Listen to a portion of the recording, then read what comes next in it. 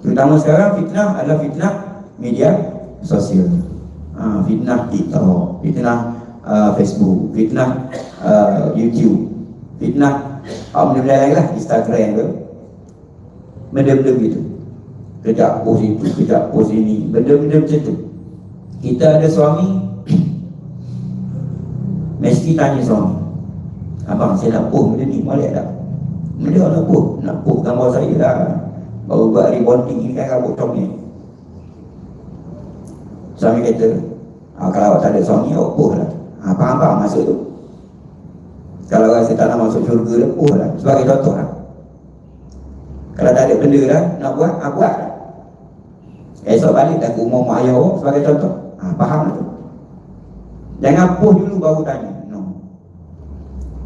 Kita post muka kita buat benda. Kita post muka kita, kita post tubuh badan kita.